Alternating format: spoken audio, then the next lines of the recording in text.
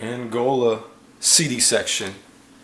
It is with a heavy heart that once again Forever 21 is in depth with a copyright infringement based off of a photographer who made the claim that his image of Tupac that he filmed back in the 90s was taken without permission through a means of whichever deals with this B company to A company to C company and then reaching to Forever 21 and mass copying that.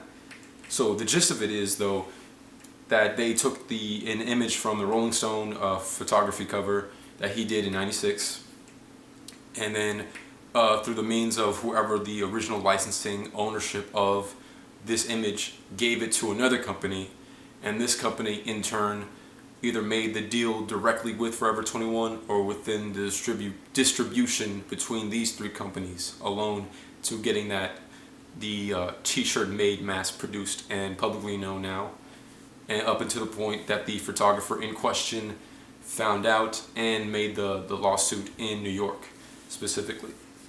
So, and this is all coming from a Hiphopdx article I was reading into, which made the case as well that this isn't the only time, and why I'm saying again Forever 21, which led this a little bit of a rabbit hole that led to Ice Cube being involved with copyright with them, Rihanna recently with her Puma deal with the slippers and shoes, and then another case that in the same vein, specifically with Kanye West and the Pablo brand. I feel like Pablo, and that was more or less a pretty blatant ripoff in that case, and I have seen that in the Forever 21 stores, and I find it interesting. It's a thing to bring up that this at the current way to me compared to Urban Outfitters and maybe in H&M to a lesser degree, Forever 21 in this current moment has to me the most juice, if you will, in the other stores in the mall.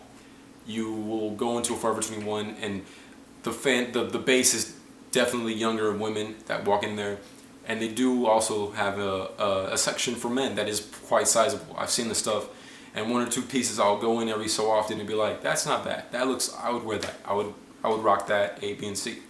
Most of it though is a little too trendy to my taste personally. There's some stuff like this romper thing that could be its own video, but at the end of the day, just wear what you want. That's really it. In this case though, if it's going to be people not getting their credit they deserve or the royalties they deserve, that's where the issue on a casual level we should at least be questioning.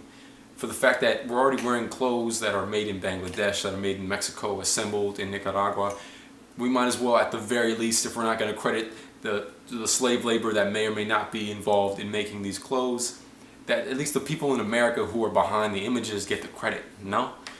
That's the only fair deal to me at this point, especially in the creative realm that Forever 21 consistently dwells into. Most of its merchandise will have some sort of reference to memes, will have some sort of reference to music, actors, A, B, and C. So it is quite fair to me as a casual wearer of clothing that the people in America that are behind these like very iconic images in art and music, celebrity, get at least their funds. It's quite right. No? That's my 2 cents on it. Definitely keep checking out Forever 21, Urban Outfitters, with what they do and don't do or don't credit. We gotta make it known. We gotta make it public. We gotta start somewhere. If we're not gonna touch at the presidency yet, let's start small. Let's just keep making our beds and keep calling people out in the malls. On the CD section, we out.